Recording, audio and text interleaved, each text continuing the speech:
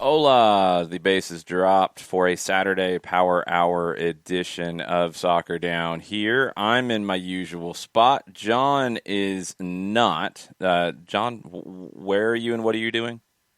Ozark, Alabama, and Okay. the boss and I have come down here for a day or so just to kind of check in on the mother-in-law and see what's going on with her down here, bringing supplies that she could not quite have in the stores here in southeastern Alabama. Things hmm like cinnamon swirl bread.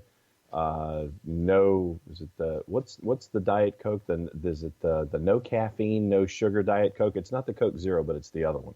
I have no idea. Do they have watermelon Red Bull? That I have yet to venture out and see, and so we will do that as part of our adventures later today. But there were some things that she could not get here in Ozark that we could in Atlanta, and so we made a supply run, and that's where we are today, heading back tomorrow, and everything will be back in Office HD late Sunday afternoon. All right. Good times. Lots of stuff to catch up on. Big game in MLS last night. Orlando City wins a penalty shootout against LAFC. LAFC had 0 shots on goal in the first half. Zero. Orlando was the better team all night. Then they conceded, which is kind of classic. But what's not classic is they didn't fall apart. They kept fighting, and Joao Moutinho gets the equalizer very, very late. They go to penalties, and Jordan Harvey puts it off the bar. Orlando is perfect, and Orlando City knocks out LAFC, and everybody freaks out. Yeah.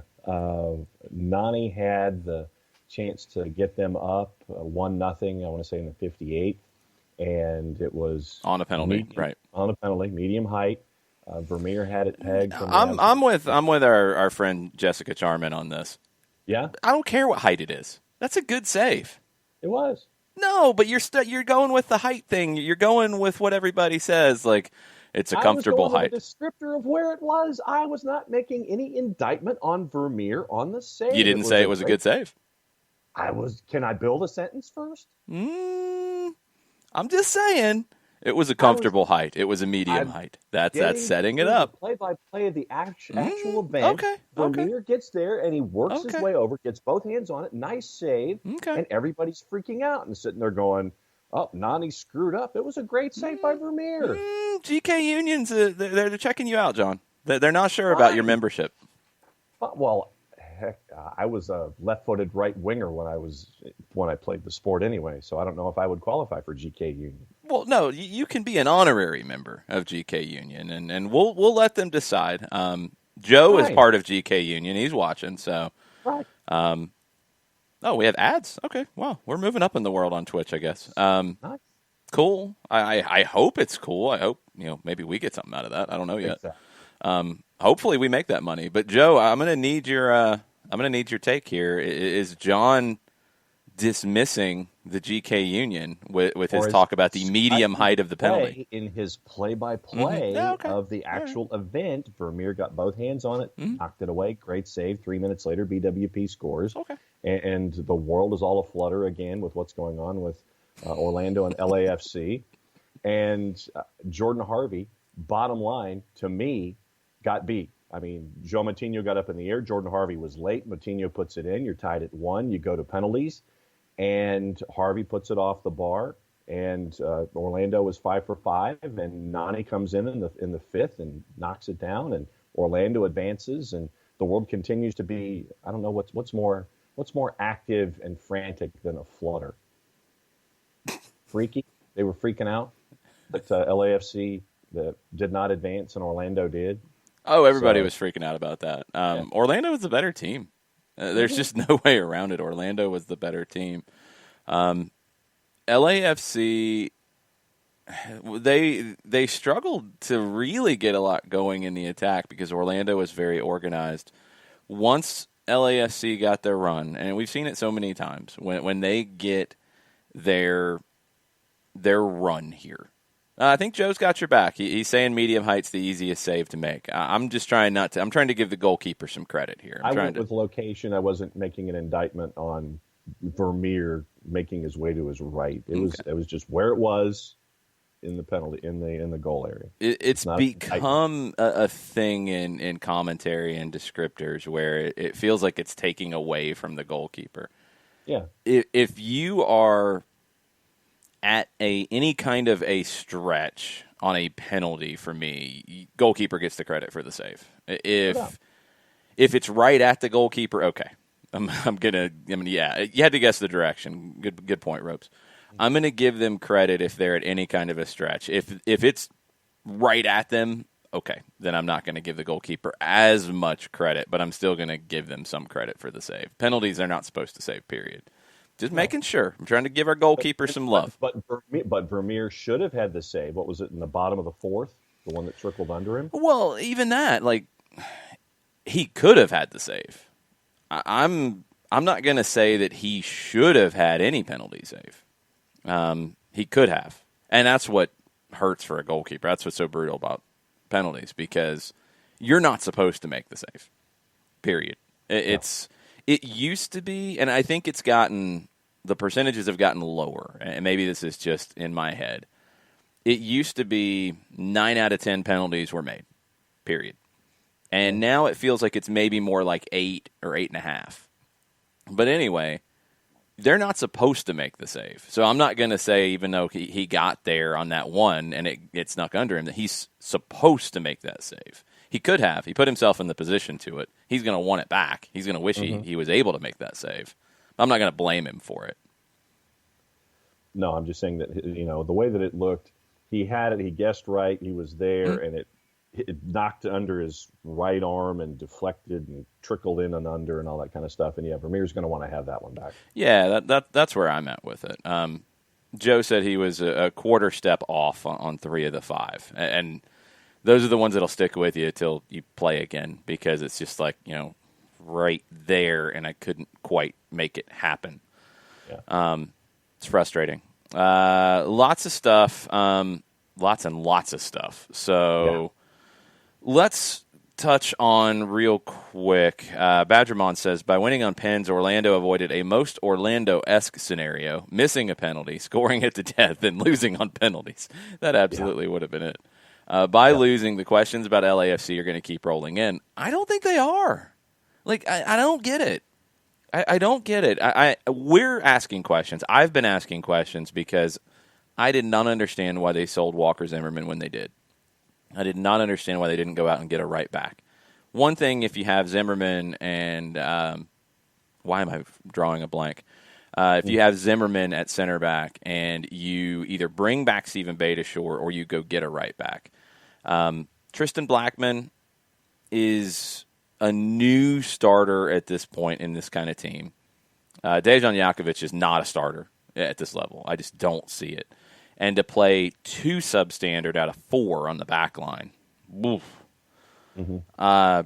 it's a question. It's a question, and that's on top of the questions that I think that have already been there about LAFC in terms of what are they going to do when their backs are against the wall? Because in knockout games in the playoffs, 0 for 1 in year 1, 1-1 year 2, and they got beat in their own house both times. That's a question. It doesn't seem to get asked. Because even in this one, it's like, they were great. They were great. They were great. They're a great team. At some point, they've got to win something more than the Supporter Shield. They do. And we'll see. I'm with Shelley and Joe and everybody else. I loved hearing the conversation with the referees in this one.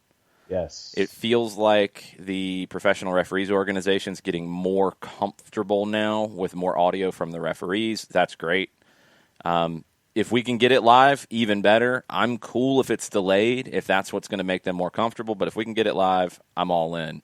Now, we had a question on Twitter kind of about this. Do you have it in front of you, or do I need to scroll and find it? I mean, you're sitting in the floor, so on the Thomas Gewin question on the replay discussions being heard live. Yes. Thomas Gewin says rugby has everything from the red audible throughout the match. They don't have problems with mass confrontation, arguments, etc. Chicken or egg? Well, the last part of what they don't have problems with, that's the culture in rugby. So having it doesn't change the culture. The culture in soccer is very different. Mass confrontations and everything else you can imagine. I think having the audio doesn't necessarily increase that. It could make it go away, because if your players at home, if you're watching at home, if you're fans, if you're, players in the league watching that game and you hear the referee talking in a very normal way and explaining things, maybe over time that starts to wear you down and you start to realize, hey, they're not out to get us, et cetera, et cetera.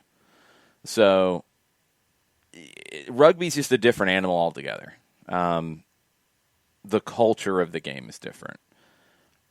I'm down with whatever the referees are comfortable with. If they're comfortable with live audio in the situation, now it's going to be down. The producer's going to have to be really responsible in this, because if it's a contentious conversation between the VAR and the center referee, nobody gains from having that outside of a tabloid buzz. Yeah. You want the referees to feel protected in this, so you've got to use it at the right times. Using it and explaining on penalties, make sure you stay on the line, all those kinds of things. That's great. Yeah. On the offside decision, that's great. And if you need to delay it just a little bit to use it, okay, that's fine too. But make it comfortable where the referees buy in. I do think it can help over time. It's not going to change that soccer culture of screaming at referees straight away. It's going to take time. Yeah. Now, for me, one of the cool elements of last night, and I don't know if this was the end zone natural sound mic or if this was the microphone that was on center ref, because of the level of audio, was when they were heading to penalties and center ref is discussing the rules of engagement to both keepers. He said, I'm paraphrasing, I don't necessarily like the rule, but that's what it is. Mm-hmm. To get those kind of natural moments for me, I thought that was a cool bonus from last night. And once again, you have to have a producer who's got a good sense for how the situation is. And when you can, like when you're in football and you have a referee discussing things on a coin toss or anything like that, breaking those kinds of moments down, this to me seemed like one of those coin toss moments where you're having a natural conversation with folks who are in the game itself. And you get that raw moment from a center referee saying, I don't necessarily like this rule, but this is what it is. And I just thought that was a cool element last night, that when you're a producer who's really on your game, pardon the pun, you can have moments like that live. But to your point, I think you need to have a good gauge for the room when it comes to doing something live versus going back to something a little bit later and saying, yeah, this conversation happened a little earlier on. Conversation going on in the Twitch chat. Where do you put Orlando in the Eastern Conference right now? I mean, obviously I have them above the playoff bar, but let's see. Better than you. Not better than you. Better than you. I mean, I'm sitting here and I'm trying to process things I'm looking at logos and I'm trying to determine it. So let me go. I was going to go with standings here. All right, let's go conference standings and scanning. Yes. I broke him. Yeah. I'm sorry with the question. No. It's just I'm sitting here and looking at 14 teams, and I'm trying to sit here and go. Yeah, I think I'm. Yeah, I mean, I would go 6 or 7. Wow. Who do you have ahead of Orlando then? Columbus. Really? Philadelphia, yes. Columbus, Philadelphia. Well, actually, I'd have them higher than 6 or 7 because they're better than Red Bulls. Yep. Better than Montreal. So 3 or 4, depending on what you think of Toronto FC at any given moment. Yeah, I'm kind of thinking 4 is where I'm settling in. And that's right now. That could change. Yeah. There's teams behind them that haven't gotten their ish together yet in 2020. Yes. One of them is in the town that I'm in the state that I'm in, not you. You're in Alabama today. Atlanta can pass them. New York City, I think, can pass them. Toronto, let me see. If I'm going to put them 4, that would mean I'm putting Philadelphia 1, and there's really not much of a question about that for me. Right. I am putting New York City ahead of them. And I guess I have to go with Columbus, but I'm not really sold on it. Honestly, I might put Orlando third right now. Okay. Because I'm not as high on Columbus as most. I don't know if they hold up over a whole season, but right now, fine. After this tournament, they played really well. Orlando got further, so that's the thing. I'm gonna put Orlando 3. I'm gonna put them 3. No disagreement. Yes, and Chris Ashley, I'm rocking the Triumph shirt after their. I think it's a good result last night on the road. Yeah. No shots on goal. They did not allow a shot on goal. They had 5. You'll have to tell me, how strong they looked, but sounds like they were the better team on the road, and that's not always easy. Yeah. So here's Chris's rundown, his Cliff's Notes version of what John, happened. why is your mic really quiet?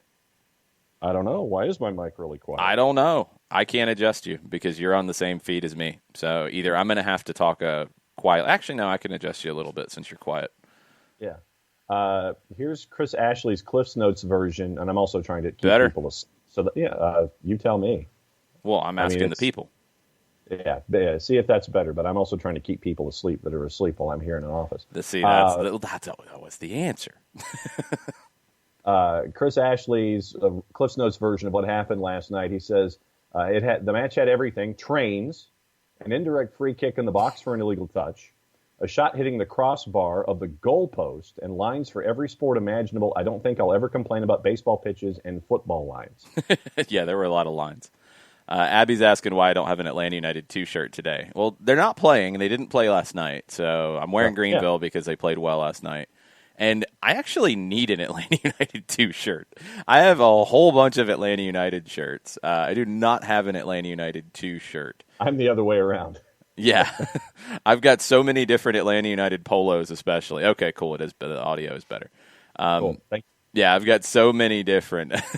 Abby, I think I can get one. It's just been one of those things that I keep getting more Atlanta United stuff and not the 2 stuff. So I need to grab one because it's been difficult getting one. But I'm getting a bunch of the other stuff, so it is what it is. It's all good.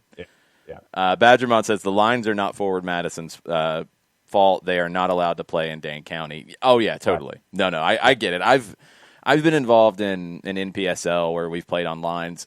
I get to a point when I see a game in a place for multiple times. I don't really care. The lines don't bother me. Yeah, they're not ideal, and when the first time you see them, they can be jarring. But it is what it is. When you're talking lower division finances, it's totally what it is. So I think that field had every line for every sport imaginable, sort of Quidditch. It probably had those lines too. Jason Nick's asking about the 2s not having fans the rest of the season.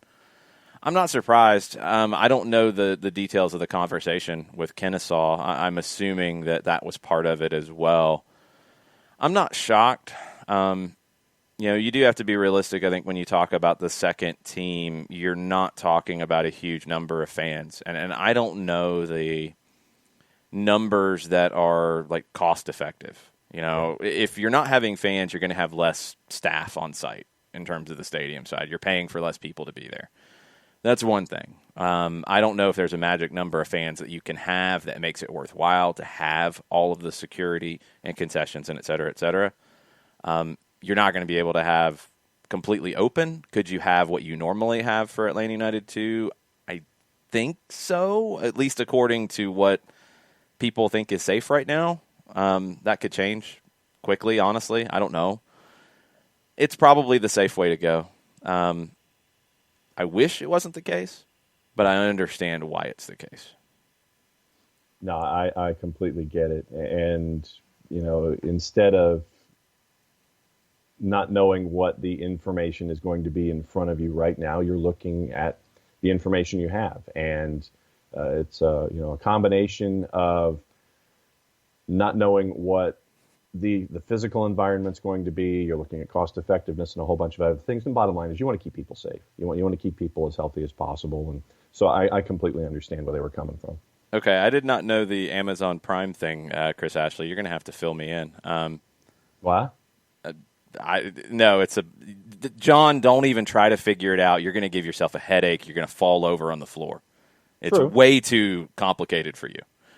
Chris, you'll have to fill me in because I don't know all the details. I'm still learning the Twitch stuff. And We have rewards. Okay, cool. We're like cool and stuff. I did some things on Twitch in the background yesterday that we have a larger number of subscribers and we're getting a larger number of people watching and commenting, and we're doing pretty well. So very cool. Good Thanks. stuff. Thanks, y'all. We appreciate it. Thanks, Twitch. Yeah. Hopefully we get out of the probationary period, Joe. We hope. We hope we get past that for you. We hope. We're in a probationary period? Again, just smile and nod. Oh, I plan to. No, just go ahead. Just smile and nod. Oh, there we go. All right. We can earn points. This is all craziness. Okay. Man, I'm blown away by all this. All right. FA Cup final today. John is the Euro snob of the show, so he needs to tell us what's going to happen between Arsenal and Chelsea.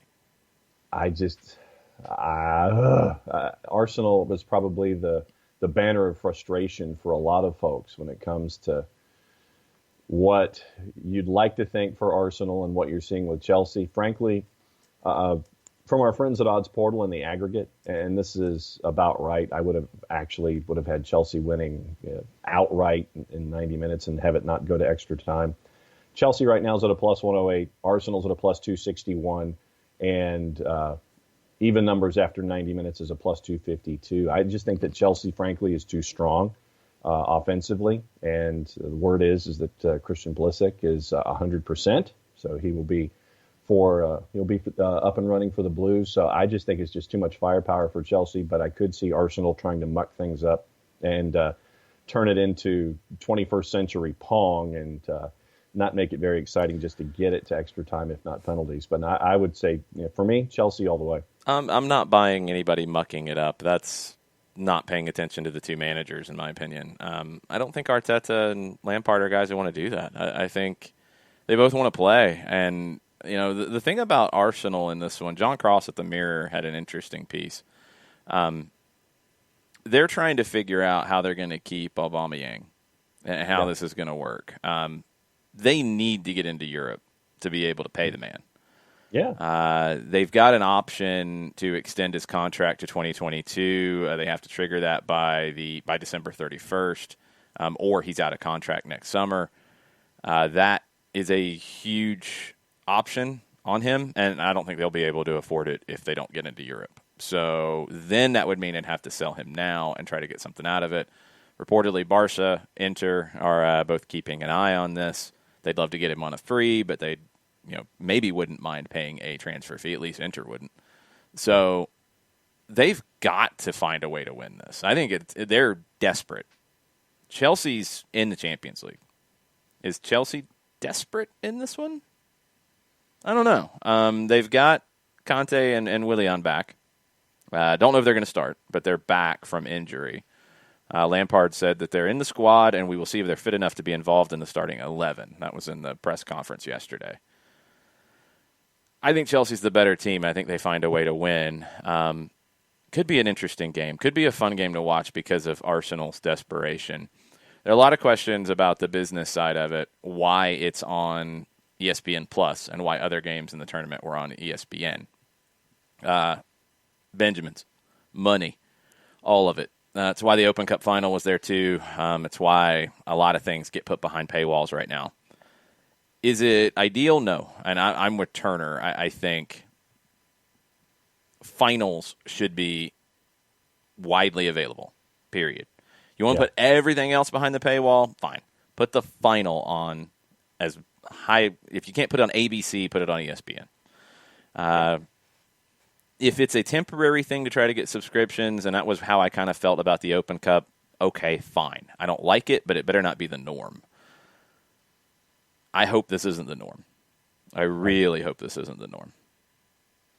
Yeah, Michael had this morning is in. He says, "Come on, you Blues," with the word "Blues" in all caps, and he says another hat trick for Pulisic. That's his prediction for the day.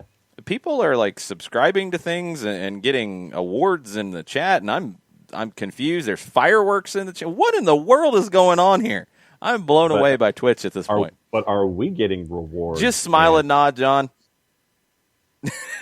Because I don't know what's going on, so I'm just like rolling with it. They're going crazy in here. This room is out of control.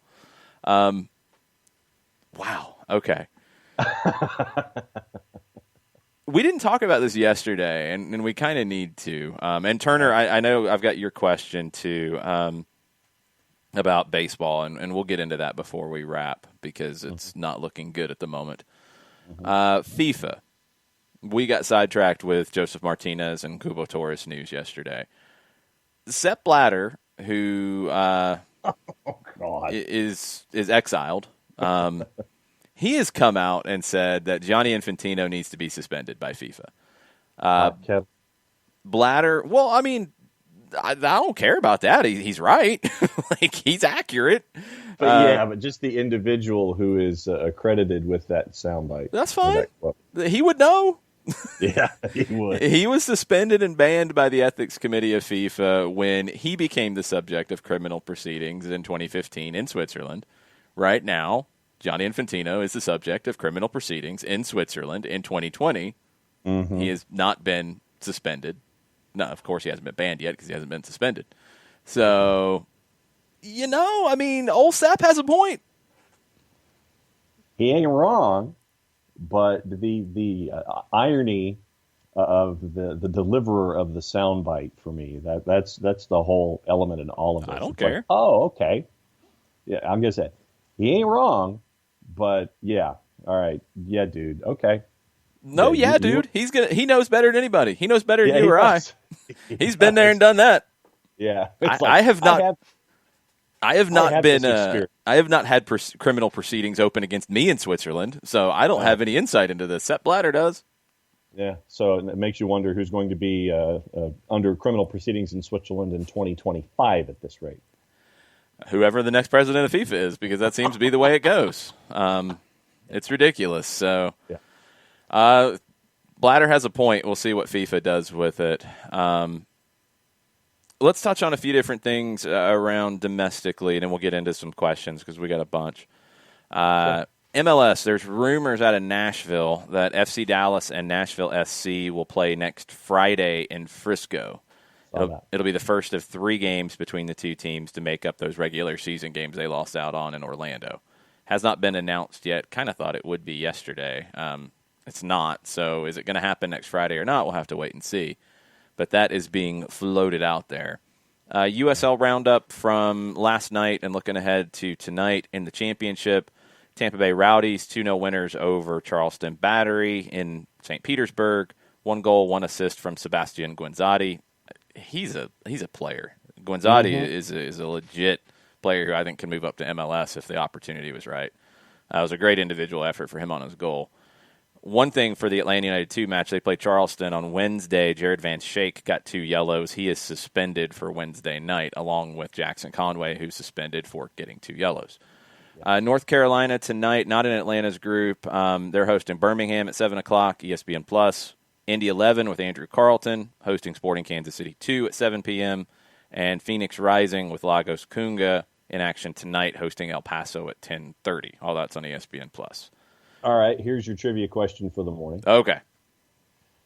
What team has the biggest betting line when it comes to the USL Championship? Who's the biggest favorite, and what's the underdog number that goes with it? I have no clue. Okay. Everybody, for the most part, is in the let's say, Phoenix Rising's a -182. That's not completely and totally out of control. A lot of these matches they have in the aggregate are looking like draws. Indy 11, Sporting Kansas City 2. Here's your numbers in the aggregate, courtesy of our friends at Odds Portal. Indy 11, -526. Good grief. Chris Ashley had it. I've never seen a -500. Sporting Kansas City 2, a +999. Wow. In that matchup. Now, not to be outdone, Pittsburgh and Philadelphia Union 2. Pittsburgh, minus an even 1,000. Philadelphia Union 2, your former Bethlehem Steel, plus 1557. Your draw option is a plus 674. I'm finding a stinky juice box and putting it on Philadelphia Union 2. I mean, why not? Why not? That's ridiculous. I'm going with the Union 2, not Sporting Kansas City 2. Whew, okay. Captain Ragamuffin missed the beginning of the show, John. He wants to know why you're hiding out on the floor in your bedroom. It's not my bedroom. It is the office at the mother-in-law's house in southeastern Alabama. And we came on a supply run, and we're heading back to Office HD tomorrow. So, Jason Nix. Yeah. Jason Nix says, there's a chair right there. Uh-huh. Well, it's the only place I could put scarves because, I knew that my Raider room number was going to be low anyway. So I tried to sit here and put scarves on a chair to have a background morning bandit. And I tried to have some kind of, well, would you rather I put these on my face? It might be an improvement. But, I don't know. But the reason I'm on the floor is because the desks here in this office would give you a shot of basically my chin. If I put the camera down, it would be one of these shots, and you would see my chin. You'd see the fact that I haven't shaved in a couple of days, and you'd be looking up at me. So this was the only shot I could get here in the office in the mother-in-law's house that was even with the camera. So yeah, that's why I'm sitting on the floor, Jason. I just smile and nod and laugh a lot. No, I just laugh a lot. Smile and nod. I'm going to laugh instead. I got sound effects for you, so it's much easier for me. As you should. Yeah, it's true. That's why I'm on the floor here in the office at the mother-in-law's house. No desk is tall enough to give you an even shot with the camera. All right, League One update. We mentioned Greenville. Good result for them on the road last night. Games in our region to keep an eye on today, 5 o'clock, ESPN Plus, Chattanooga Red Wolves hosting Tucson. They're opening their new stadium, not really the way that they really wanted to open their new stadium, but they are opening it at 5 o'clock. And Tormenta's hosting OCB tonight at 8 o'clock. In NISA, there's games in Chattanooga as well, and they announced their plans for their schedule in a fall season. It's going to be about a month of games. That'll start next week. But the Independent Cup in the Southeast finishes tonight at Finley Stadium. Games are being streamed. Check the NISA website for the streams. This tournament, you've got independent teams that are playing NISA teams. And in the group, Chattanooga wins the group tonight with a draw or a win against Soda City from Columbia, South Carolina. Georgia Revolution and Savannah Clovers play at 5 o'clock. The Revs can take third if they get a draw or a win. So all that wraps up tonight in the Independent Cup, and then the NISA competition starts next week. Chattanooga is playing Michigan next weekend. And for those that missed it, go back into our library on the Soccer Down Here app, available iOS and Android. Spreaker, your favorite podcatcher. We caught up with the commissioner of NISA, John Prutch, leading into the Independent Cup and what their goals and thoughts were when they created it. And it also gives NISA the opportunity to possibly see some potential adds to the league with those who were participating that weren't a part of NISA to begin with. So it was an interesting conversation we had with them a couple weeks ago before Independent Cup started. So if you want to kind of get some background on NISA, our conversation that we had with the commissioner a couple weeks back is on the app and on all of our podcatchers. Colonel has a really good point, and this is also why I would not be doing the show sitting in the floor. I need to recognize that getting up and down to and from the floor is not simple. No, it is not. And my back will remind me of that after the Power Hour and the hour that I do after this with our Canadian counterparts. So, about noon, it's definitely going to be interesting walking around and walking upright. So there will be a lot of stretching involved, Colonel, yes. Use the chair. All right, so here, I'll show it to you right now. I'll show you. Well, right. You have the... For those on Twitch. Oh, jeez. See? This is what it would look like. Do you realize that you could put the camera over to your right on... Is that a couch or a love seat or bed thing? Bed thing. So here's your bed thing. That's fine. Is it? Yeah. Okay. There's a dresser as well. There's other things you can use. You can get creative here. Yeah, but do you want to see all 9 of my chins? You can't really tell how many chins you have from this angle, John. that and the lighting is poor, and so Chris, I know there's a desk there, but he seems to think the desk is inoperable for some reason. I don't understand. It's not inoperable. It is height challenged when it comes to sight lines. Okay, whatever. Just trying to make you be able to walk the rest of the day. Ricky Ricardo has a really good idea, and this I think will have to happen. Next round of Soccer Down Here merch should be retro merch. Peachtree Post collection. A scarf with an SDH side and colors and a Peachtree Post side and colors would be amazing. Ooh, I like that. I do too. That could happen. We could even do the SDH side and use the peach kind of colors. So, I got an idea. That's good. That's really good, Ricky. You're awesome. I like that. Nice. And yes, John is a treasure. And yes, his setup skills are worse than his food takes, Chris Ashley. I agree as well. Oh, my setup skills are hideous. I mean, you should have seen me trying to run around the office and try to think of things that could be used as backgrounds. Like I said, my Raider Room numbers would be very, very low, and I know that going in. Do you want to tell everybody what Raider Room is, just in case they don't know?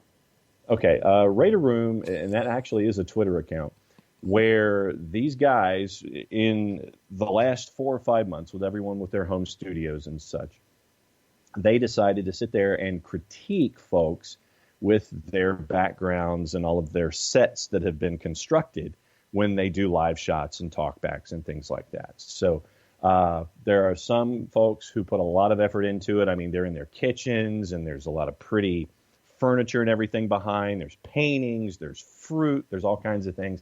And then you have me with bending over in 2 corners on a wall. So I would not be getting high marks along with a lot of other folks who have bookshelves and bookcases and 9 billion things behind them to make busy backgrounds and make it look real official, like that, like what Jason has going on. Yep. Or like what I would normally have in Office HD, those kinds of things. When you're on the road, you try to make do with what you got. Okay. Shiva with a very important question.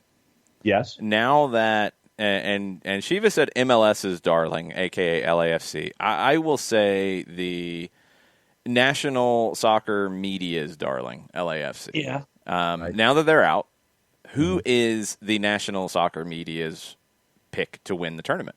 Who is their favorite team left? Ooh. Well, I would think, for me, I would think it would be somebody like San Jose, wouldn't it? Matias Almeida. But because, Philadelphia to me, and Portland, they're like lunch pail teams. They come in, they do their work. No. That's not the question.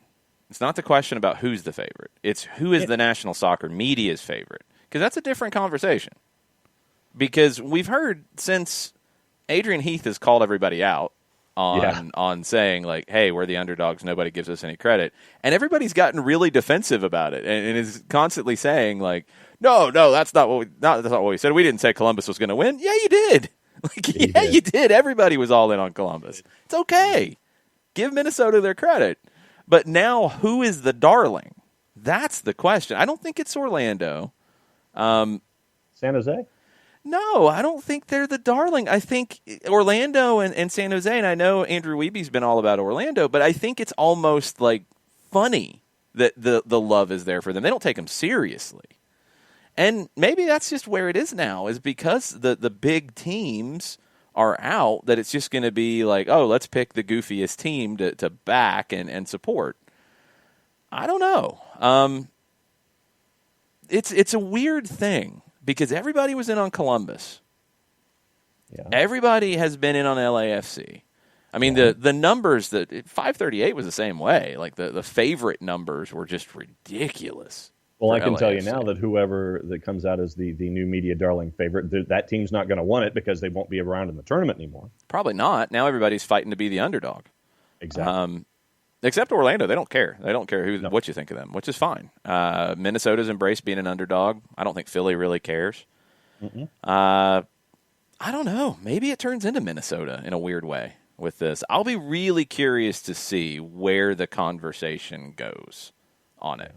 Because it's been really funny to see everybody try to back away from the Columbus is going to win everything. LAFC is going to win everything. It's no, favorite teams lose. It happens. Just they got beat. LAFC was not the better team last night.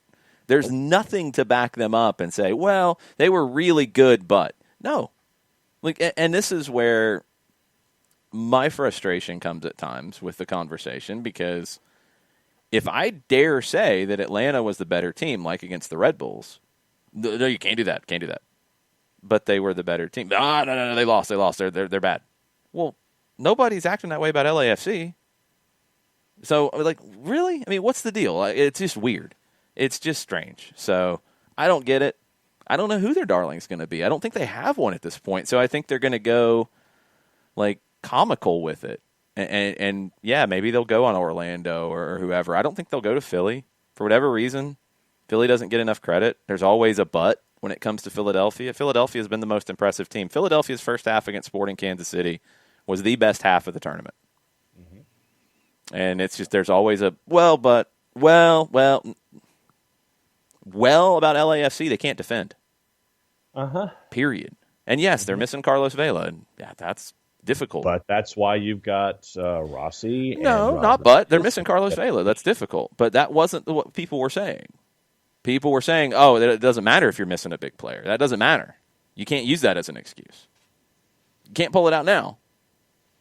Doesn't matter what else they had. They were the best team with what they had in the tournament. So it's just weird. The conversations get weird. I don't get those memos, so I don't know what the cool thing is to say and to back up. I just tell you what I think.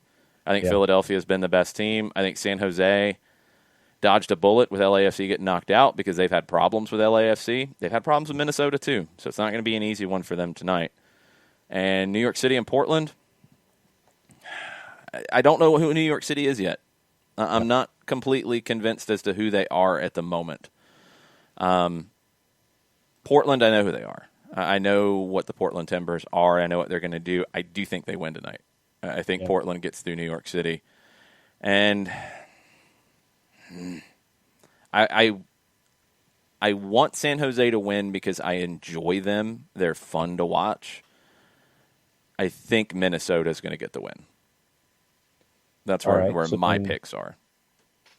And I look at the numbers, and this is not from our friends at BetMGM. To give you the one I forgot the excuse. My bad. It's not the Carlos Vela excuse. The excuse is that they had 2 days less rest than Orlando. Oh, that was the excuse. Yes, I remember that. Is a valid part to talk about in the game. They did look tired towards the end. It still doesn't change that their defense isn't good enough. Mm-hmm. That has nothing to do with being tired. Their defense just isn't good enough. But were they tired? Yeah, probably. It happens sometimes in tournaments and in schedules. It's just what happens.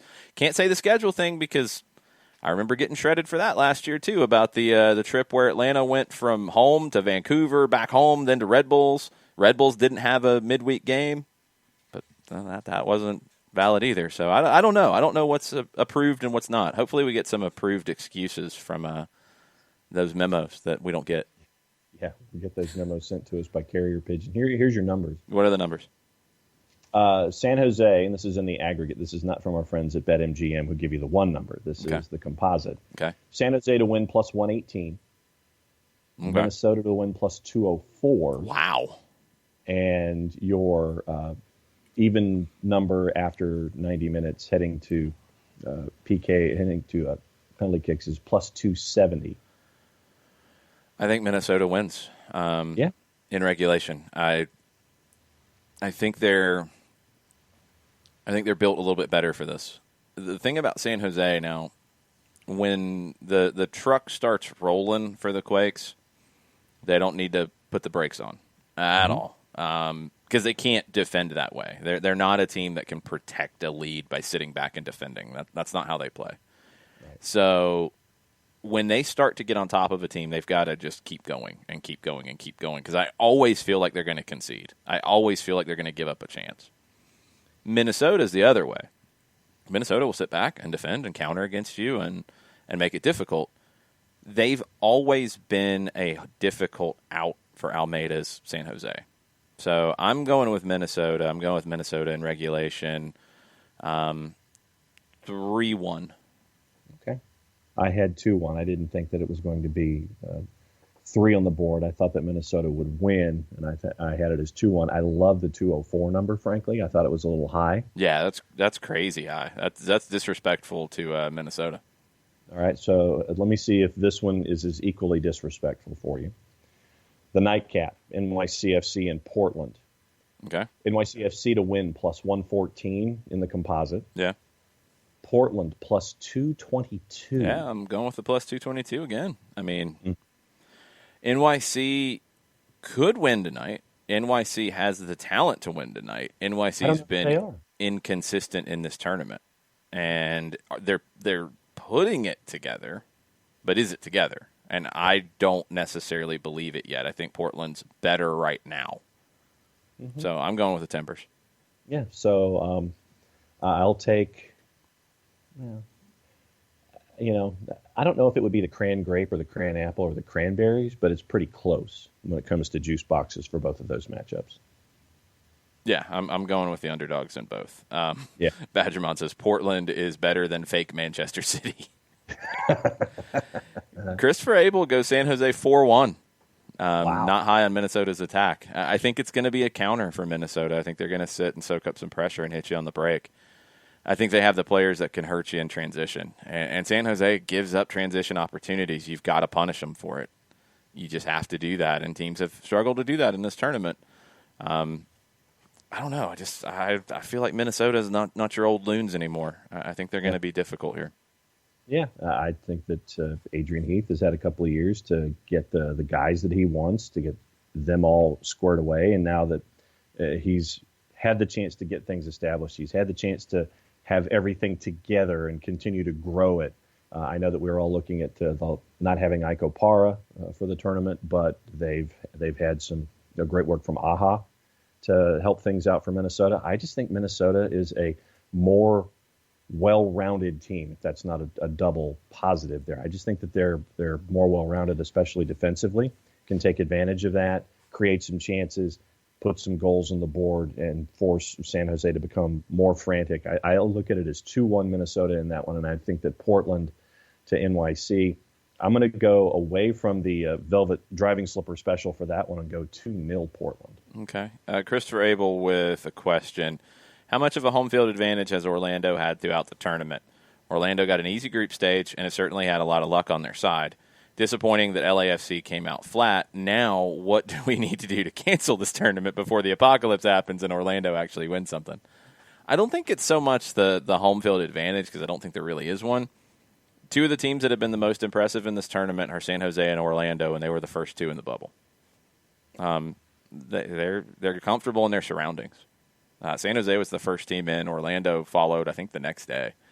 And they've been two of the best teams. I think just being there in time, everybody was saying, let's get there a week before. Let's be in our home market as long as we can. We saw how that was an issue with testing for some.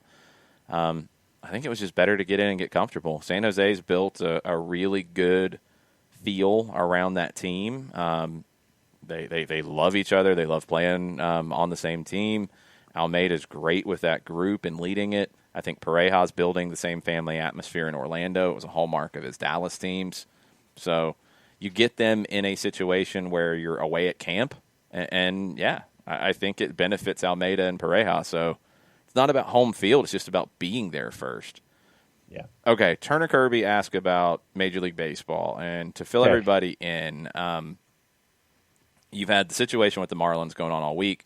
Now you've got stuff coming out of St. Louis that at least 4 players and maybe more have tested positive. Is it Trevor Plouffe's notes from this morning? Yeah, there was a follow-up on that it was more than 4. Their game was we don't know if it's players or staff, let me be clear. Yeah. Craig Mish had it first. So this means that St. Louis, they didn't play last night. They can't play today. They can't play tomorrow. You've got a follow-up test on these. 4 new positives for St. Louis, and 3 were staff, according to Mark Saxon. And games postponed for today, so no surprise. You've had the conversation, 4 to 6 additional Cardinals, and if 3 staff, whatever. Okay, it's been postponed for today.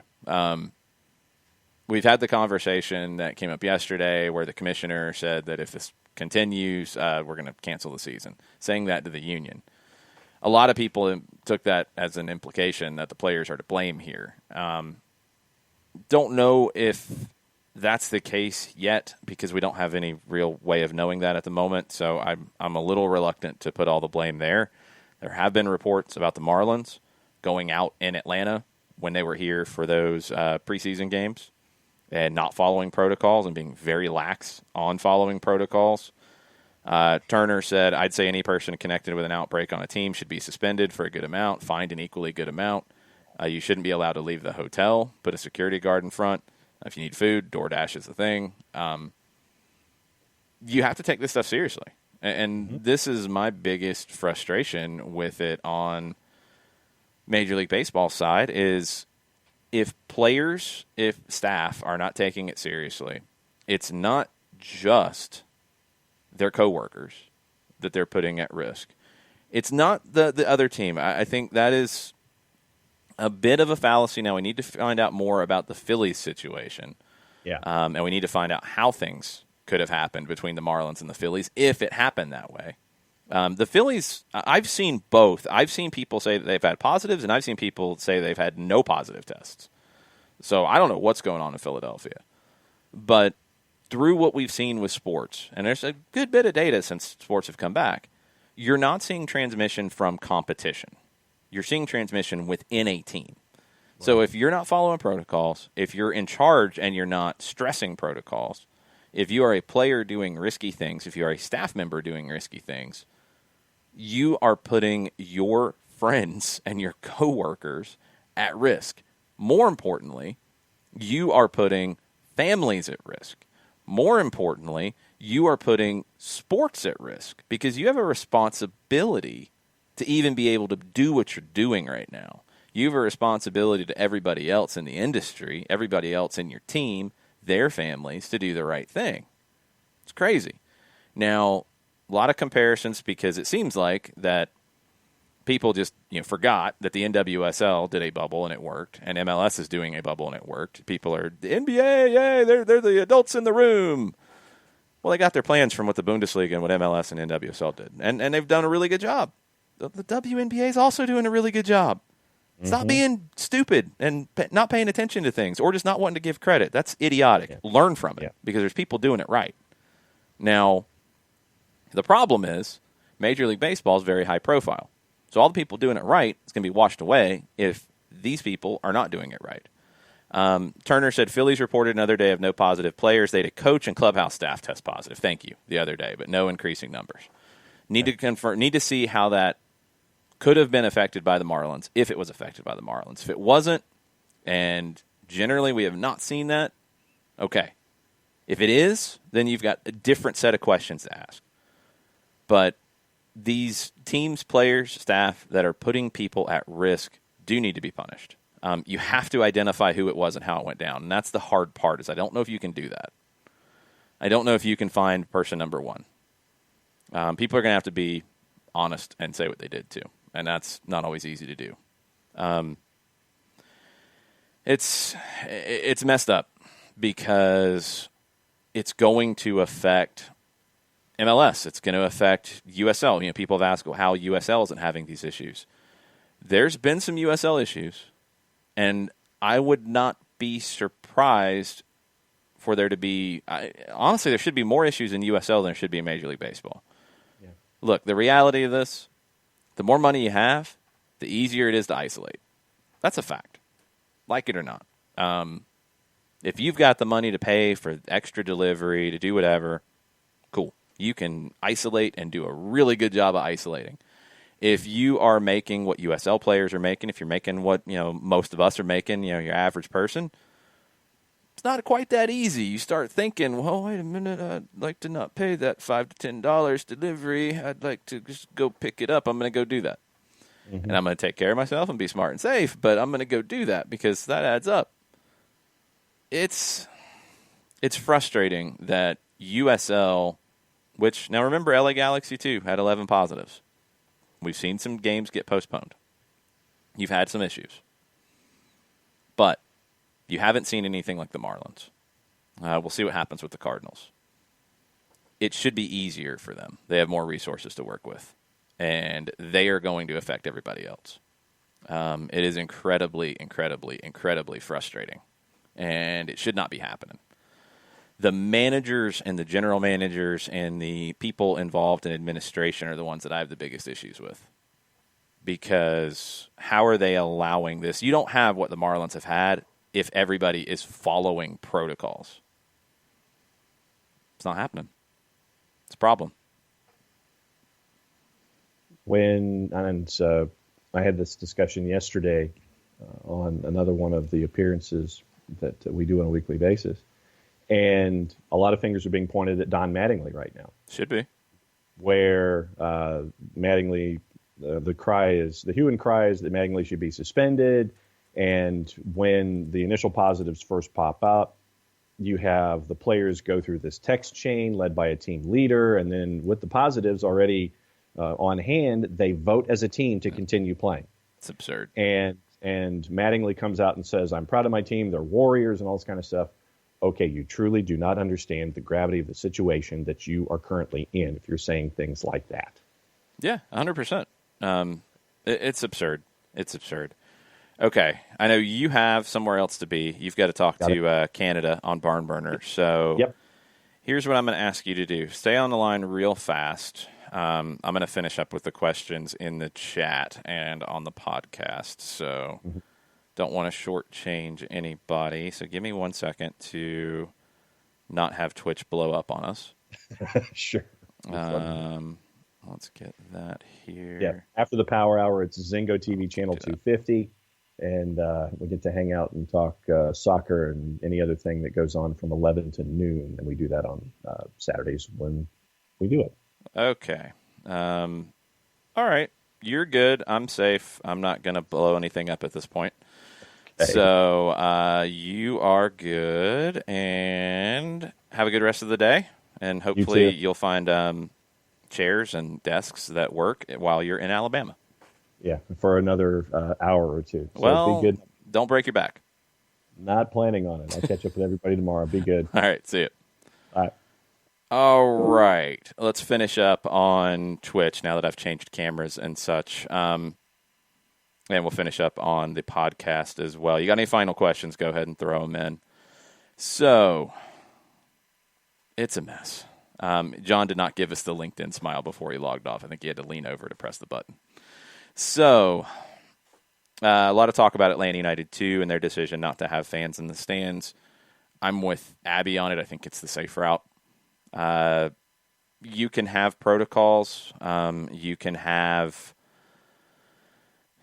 rules, regulations. You can have all that. But can you guarantee that people are going to follow them? And that's tough. And we've seen some situations where they haven't. You have to have more people on hand to make sure they're being followed, and that becomes a cost thing. So, yes, it does look like John's screen is when your dad tries to log into a Zoom call, Chris Ashley. That is true. I'm going to move John out of the way because it's distracting. Okay. Let's see here. So, it's tough. I'm really worried about baseball at this point, because two teams having an issue and the other teams that they affect. And, we've talked about it. I don't know if the other teams they affect is as big of a deal as some people are making it out to be, but you have to be safe. You have to be more secure. You have to be careful. So you're going to follow that route. You haven't seen transmission through teams playing one another yet, but could you? Yeah. So you've had the situation with the Phillies, and now you had the situation with staff.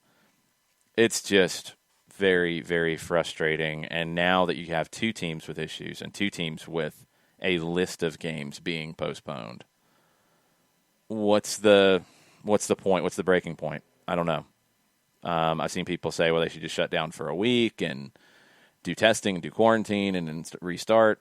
I don't know if they have the time in the calendar to pull that off. I don't think a week is enough either. I think with the way the testing delays are going and all that, they'd probably have to sit out for 2 weeks, maybe more, and then they really are starting to run out of time. There was a question about how often they're testing. USL's testing once a week, and Major League Baseball is testing every other day. I'm assuming every other day they're testing like Monday, Wednesday, Friday. That's what most have done when they do the every other day. Okay, on the chat, Turner says, could you see a scenario where just a group in USL Championship is axed because of the regional aspect, and they have to adjust the playoff qualification? Yeah, I could see that. I'd said initially that I thought they should have combined the championship and League One this season and regionalized it and just play in your region, and that's it. Don't have any cross-regional games for that very reason, that if you have a problem in a region, well, they just don't finish, and the other regions do, and that's how you do your playoffs. I thought they could do that. They haven't, but I do think if you have an issue, and now you have LA Galaxy too, and you have a substantial issue with Los Dos, what happens with them? If it's one team, okay, they forfeit their games. You can still finish out. If it becomes multiple teams in a region, that's where it gets tricky, and we'll have to see where it goes. Abby with a good point. Testing's the big problem. Not enough tests, according to the medical people. It was a different conversation with the bubble scenarios, and it is a different conversation with the NBA and WNBA and MLS, who's still in a bubble. It was for the NWSL. In that you, as part of your bubble, you are contracting for a number of tests and a lab to deal with it because you're all in one place. When it's Major League Baseball, they have contracted with a lab, but you are doing the tests all over the country and then shipping things to the lab. You're getting delays on results. That's a problem. Not enough tests. I don't think that's the issue for the baseball side. It's the issue in general. And it's mind-blowing that we're in this situation because it's August 1st and games stopped from a sporting perspective to be early March, and we're August 1st and we're still having problems with this, and we knew things were happening before the game stopped. So I don't know, that part just drives me insane, and it's a huge issue.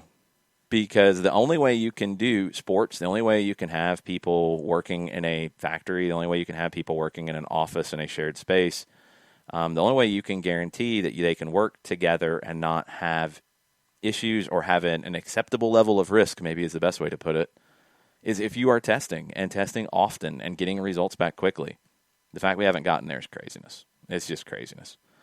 Jason Nix. Changing the topic for a minute. Any thoughts on the narrative that Lampard seems to be creating injuries for Pulisic? I didn't hear that narrative. I don't think he's creating them. I mean, maybe he's trying to protect him in a way, and not trying to make him into the savior and putting more pressure on him. Maybe he's trying to slow the roll a little bit and hold him out at times just to keep it manageable. I don't know. Lampard would have been through that as a player, so I think he would understand how difficult it can be. Maybe he's trying to protect him. I don't think it's a negative, I guess is the best way to put it. I think Pulisic has had an incredible year. He is the third, I saw the question earlier, I can't remember who had it. He is the third American to play in the FA Cup final, if I'm correct on that. Tim Howard and John Harkes were the first ones. Harkes won it. I don't remember if Howard did. I think he did. I don't have my information in front of me. I have to go double check. I know Harkes did with Sheffield Wednesday. It is a big deal for an American to be in the FA Cup final. It's a big deal for what Christian Pulisic is doing in the Premier League. He feels like the one that could be that real breakthrough worldwide star that the U.S. has just never had. Never had. Even the goalkeepers have never completely been that. He would be the first. He's young. He's still a long way to go. And maybe Lampard is just trying to keep it a manageable pace of attention for him. And maybe sometimes, it's like he's got a hamstring. He's got a quad pull. We're going to take it easy with him today. Maybe that's part of it. I think it's more protection than anything. Abby says, scared for USL, only testing once a week. Yeah, I was worried about that when that was announced. So far, they've done a really good job with everything. But once a week is concerning. I think the thing that gives them the out, and the thing that not many people are talking about in the sports world on this, and I don't really understand why, and it's maybe just because a lot of the studies haven't been done here. You know, a lot of the talk when the Marlins situation happened, it was, the Phillies are going to be infected. And baseball, I think, lends itself to working in this scenario. It should. Other sports, you have more concerns, but soccer, there's studies. You're not the CDC guideline is to be not socially distanced from somebody, not wearing a mask for 15 minutes. That's close contact. That doesn't happen in a soccer match much at all, if it happens. And USL is doing contact tracing. When you have a positive test and it's reported to the league, they are then going back and studying the video from the previous game to see if there were other players that you need to be worried about who had that close contact. They're following that CDC guideline. That's what they feel is giving them the okay to do the once-a-week testing. It still worries me. It worries me more for the inside the team side of it. It worries me more for the way they travel. It worries me more for if they're not following protocols the way they train. The LA Galaxy 2 question, you have to wonder about how they've been doing their training sessions, how they've been just acting as a group of people. You have questions about that. That's where I'm worried about the once a week. I'm not worried about it from the games. I understand their logic. I understand their reasoning there. And we've seen enough games now to understand that, okay, I think in competition, that's not the concern. It's the activities within the team. And that's where I'm worried about that once a week. Questions are all over the place, which is fun. So I'll keep taking a few more before we go. Later tonight, if you are interested, I'm hosting an event with Soccer in the Streets. It is a tribute to Michael Parkhurst. He'll be on with us. People have signed up and made donations to support Soccer in the Streets to have a short conversation, ask questions of Parky. I believe you can still get involved. I think all those spots are filled, but you can get involved and be on the call and salute Parky one more time.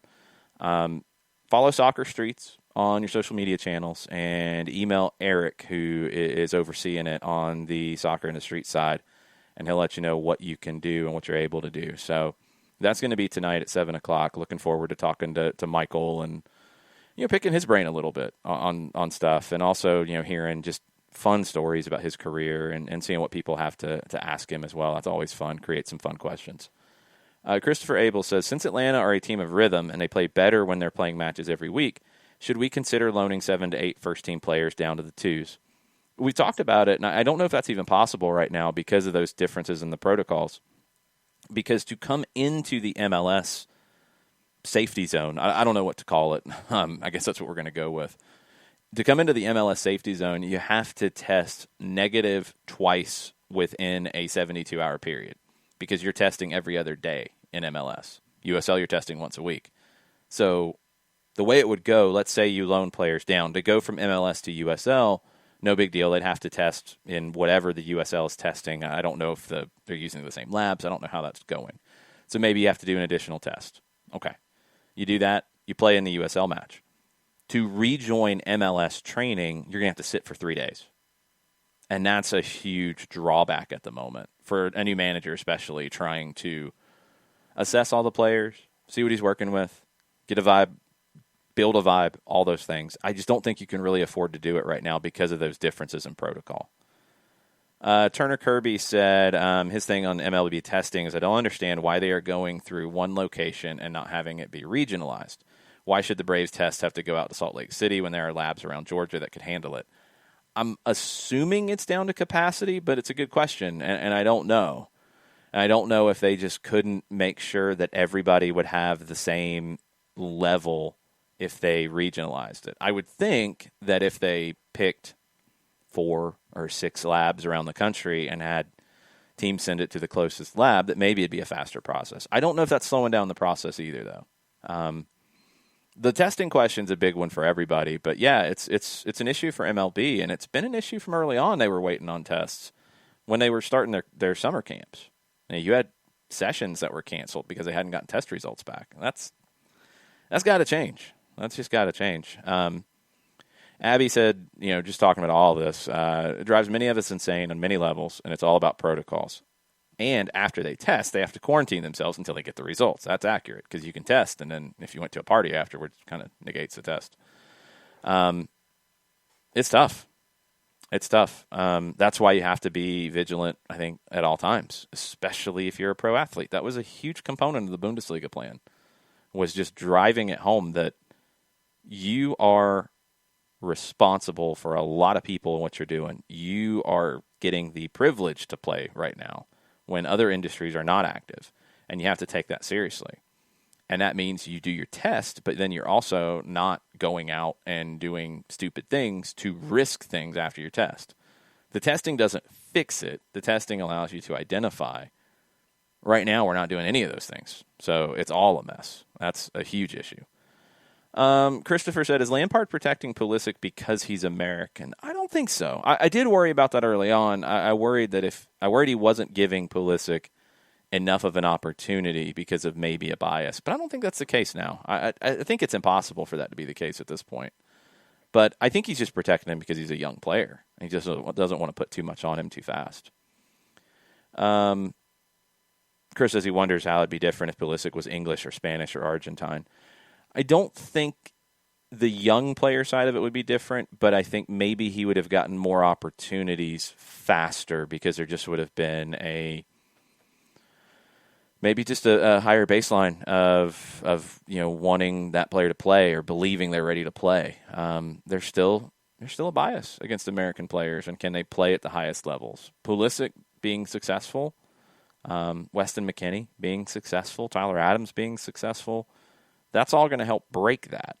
But you need more and more and more to do it because there is still, you're going to go get the young Argentine instead of the young American. You're going to still go get the young Brazilian instead of the young American. And in England, you're going to go get the young Englishman instead of the young American. Other countries, maybe that's not the case. Turner says, I think seeing the MLS protocols work in home market training and the fact that there will be very limited overnight stays makes me optimistic that MLS can succeed in home markets. It can. It's all down to the vigilance on the protocols because it worked except in Dallas and Nashville, and those were huge issues. And those were home market issues. Those were not issues inside the bubble. So 2 out of 26 is still an issue. That's kind of what you're looking at with MLB right now, with 2 teams that are an issue. So it's got to be 100%, and it's got to be taken seriously, and all your protocols have to be followed, and you just can't be reckless about it. I hope that what MLS is taking from MLB situation is what is gone wrong in MLB and what can we do better. That's what they have to do, and that's what they have to take here. So hopefully they will. I didn't see this one yet, Turner. There are reports that the Cardinals were at a casino. This is from Jerry Hairston, a former Major League Baseball player, on Twitter. A few Marlins go to a club, and now hearing a few Cardinals went to a casino. That's not following protocols. MLB players are furious because 28 other teams have worked hard to follow guidelines. Sounds really similar to the reaction to Nashville and to Dallas, doesn't it? That other MLS teams were angry because they had followed everything, and a couple teams somehow didn't. We don't know. That's the thing that's crazy about this is you can get it by an accident. You could get it, at a gas station. You could get it at a grocery store. You could get it not going to a casino or not going to a club. You go to a casino or a club, you don't care. There's just no way around that. But we've seen, and the goalkeeper at Bournemouth is the one I keep coming back to, that he said he went to the market, he tested positive a few days later. It can happen. But the protocols should make that isolated.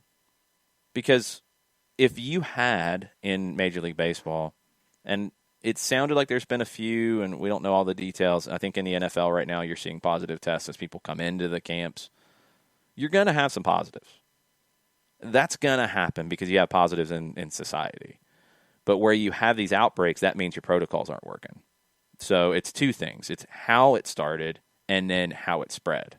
And those are the things you got to look at. MLS has to look at that. It has to be better. Badgermon did not know this.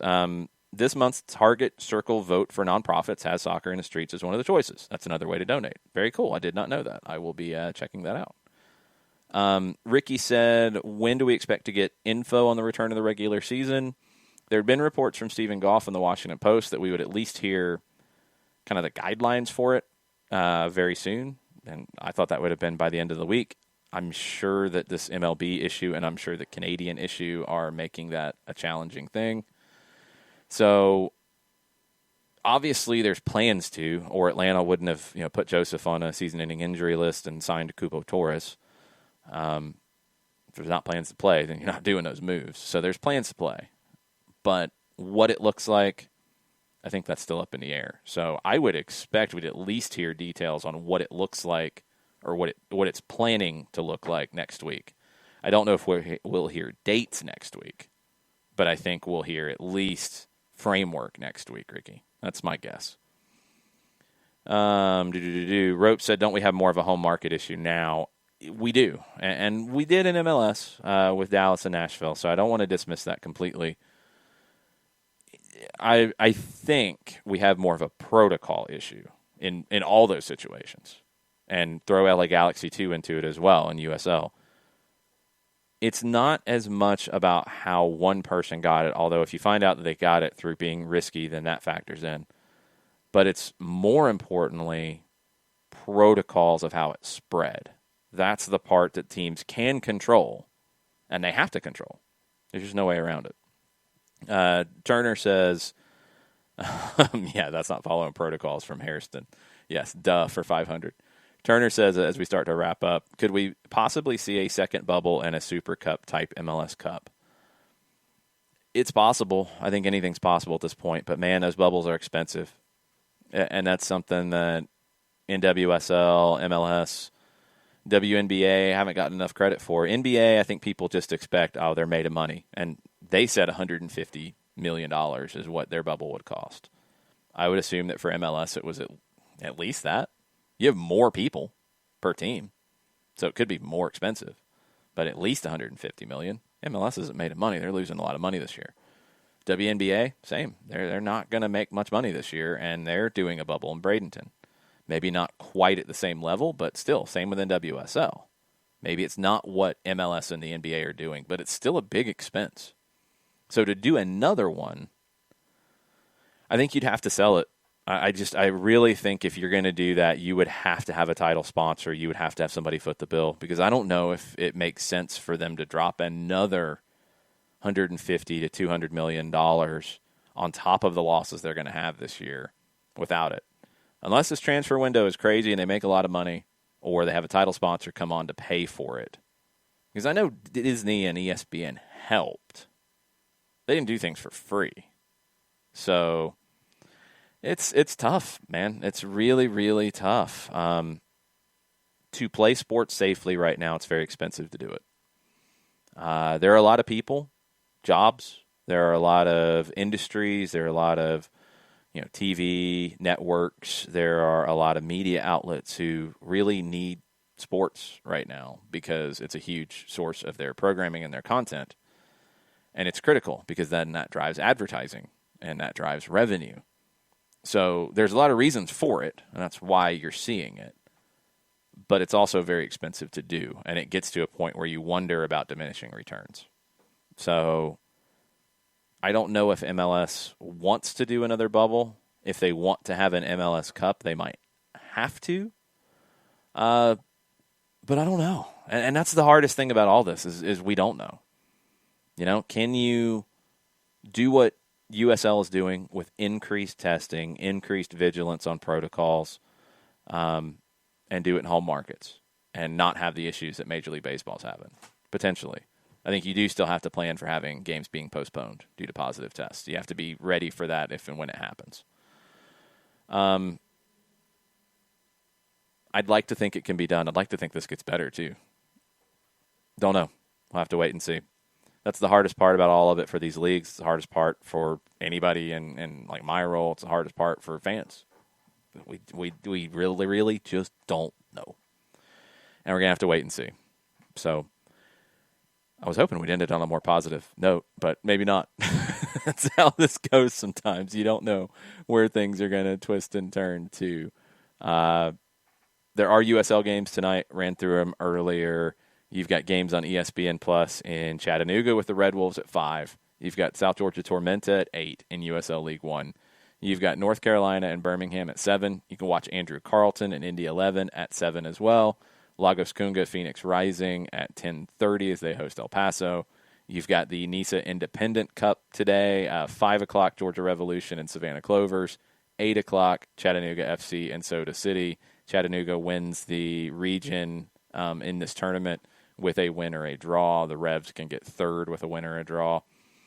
You've got stuff to watch. You've got the FA Cup final coming up here on ESPN Plus as well, 12:30 for that. So lots of soccer. You've got the MLS is back tournament quarterfinals wrapping up today as well. Be watching that, talking about that. We'll be back on Monday, normal time. Next week, normal time, normal shows. Thanks to everybody who has made it rain in Twitch. Thanks to everybody who has listened on the podcast. Thanks to all y'all who share what we do as well and bring new people into the fold. It's a big, big help. So thanks for hanging out.